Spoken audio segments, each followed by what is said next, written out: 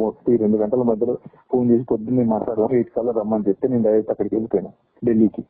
పోయినాక ఈ రోజు సిఈసి మీటింగ్ ఉంది, నువ్వే పోటీ చేయాలా, ఇప్పుడు నీ పేరు ప్రకటిస్తాం ప్రధానమంత్రి అమిత్ షా మధ్యలో నీ పేరు ప్రకటించాల్సి వస్తుంది. దానికోసం మీరు ఇప్పుడు జాయిన్ గా కండ వేసుకోకపోతే మళ్ళీ రేపు నువ్వు వెనక్కి పోతే పార్టీ పరుగు పోద్ది స్టేట్ వైడ్, అందుకని నువ్వు కండ వేసుకోవాలని చెప్పిన. అయితే లేదు సార్ నాకు మా వాళ్ళతో మాట్లాడుకొని వస్తా అని చెప్పిన. కానీ అప్పటికే వెంకట్రావు గారు, సీతారామయ్య గారు అందరూ ఆడుండటం, లేదు లేదు ఇప్పుడు మళ్ళీ ఈ మీటింగ్ జరగదు, కష్టం అవుతుంది, ఈ మీటింగ్ తర్వాత అయితే మళ్ళీ పేరు వెనక ప్రకటించాల్సి వస్తున్నారు. మీకు తెలుసు సరే బీజేపీ ఇప్పుడు ఉందా లేదా, చాలా మంది భయం ఏంటంటే అన్న ఇప్పుడు బీజేపీ లేదు అన్నారు. మీకు తెలుసు మనం వచ్చిన రోజు టీఆర్ఎస్ పరిస్థితి ఏందో, ఒక్క సర్పంచ్ లేడు మన హుజూర్నగర్ లో, కానీ మనం 120 సర్పంచ్లకు వచ్చినాం, పిఏసీఎస్ 17 గెలిపించుకున్నాం, ఎంపీపీలు గెలిచినాం, జెడ్పీటీసీలు గెలిచినాం, అన్ని వరుసలు వచ్చినాం.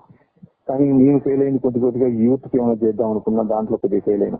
ఎందుకంటే కొద్ది ఊపులు లేచిన దగ్గర నుంచి పెళ్లిళ్ళు, పేరంటాలు, చావులు, ఉరుకులు ఏది పని చేసే లేకుండా అయిపోయింది. ఇప్పుడు కేంద్ర ప్రభుత్వ సహాయంతో మనం యువతకి చేయలేస్తాం, ఉద్యోగ కల్పన స్కిల్ సెంటర్స్ పెట్టలేస్తాం, ఉద్యోగ కల్పన కోసం చేయలేస్తాం. దాంతో పాటు మనం అధికారం కేంద్రంలో ఎట్టి పరిస్థితుల్లో మళ్ళీ మోడీ గారే, మీ అందరికి తెలుసు ఇలా రామాలయం అయిపోయింది, మోడీ గారి ప్రభావం అయిపోయింది. దేశం మొత్తం మోడీ గారి వైపు తుఫాన్ లాగా వస్తా ఉంది. ఎందుకంటే ఇన్నాళ్ల చరిత్రలో ఎవరు ఇంత క్లీన్ ఇమేజ్ ఉన్న నాయకుడు లేడు, ఒక్క స్కామ్ జరగలే, సొంతంగా కుటుంబాలు లేవు, ఎంతసేపటికి దేశమే కుటుంబంగా భావిస్తా ఉన్నారు. ఈ రోజు వేసిన హైవేలు కానీ ఏదైనా అంటే వాళ్ళ సపోర్ట్ ఉంటే మనకు మంచిది అన్న ఉద్దేశంతో వాళ్ళు కూడా మనల్ని కావాలనుకోవటం చాలా మంది ట్రై చేసిండ్రు. ఈ రోజు బీఆర్ఎస్ లో చాలా మంది వెళ్ళిపోతా ఉన్నారు, రంజిపేట గారు పోటీ చేయట్లేదు, శేఖర్ రెడ్డి గారు పోటీ చేయట్లేదు, ఇట్లా ఎవరైనా భయపడతా ఉన్నారు.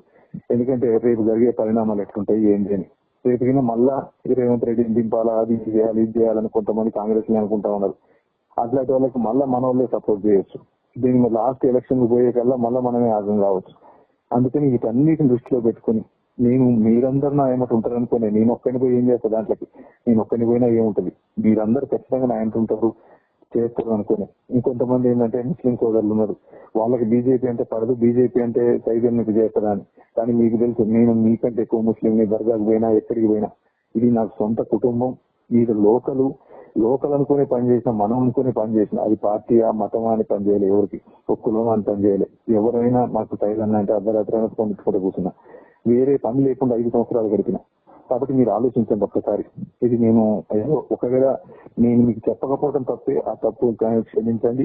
కానీ మీరు అర్థం చేసుకుంటారు, మీకు తెలుస్తుంది. కొన్ని పరిణామాలు ఎట్లుంటాయంటే మీకు చెప్తే యాక్ట్ చేయలేరు, చెప్తే ఒక్కొక్కసారి సంవత్సరం నుంచి కలెక్టర్లకు అందరికీ వాళ్ళు చెప్పిన వినాలని నేను చెప్తే రేపు సైలెంట్ మాట్లాడడం ఏంటడా, అట్లా చెప్పలేము. బయటకు వచ్చి డబ్బులు ఎలక్షన్లకు వచ్చి లాస్ట్ నైట్ కల్లా డబ్బులు ఇస్తాం మీరే లేదు మీరే పెట్టుకోండి అంటే నైట్ మళ్ళీ మనకి ఇవ్వకుండా అవతలకి ఇస్తే మనం పార్టీలో ఎట్లా పని చేయలేస్తాం. అయినా మిమ్మల్ని కూడా పని చేసుకుంటూ వచ్చినాం. కాబట్టి దయచేసి దీన్ని తప్పు అయితే తప్పు క్షమించండి. మీరు నాకు తెలుసు ఆవేశంగా కొంతమంది పెట్టేది చూస్తూనే ఉన్నా, కొంతమంది పంపిస్తూనే ఉన్నారు. మీ ఆవేశానికి నేను కారణం కావచ్చు, కానీ మీరు మంచి హృదయంతో ఆలోచించండి. ఒక్కసారి ఏదైనా చేసిన తప్ప రైతా అని ఆలోచించండి. రేపు పార్టీ పరిస్థితి ఎట్లుంటుందో ఆలోచించండి.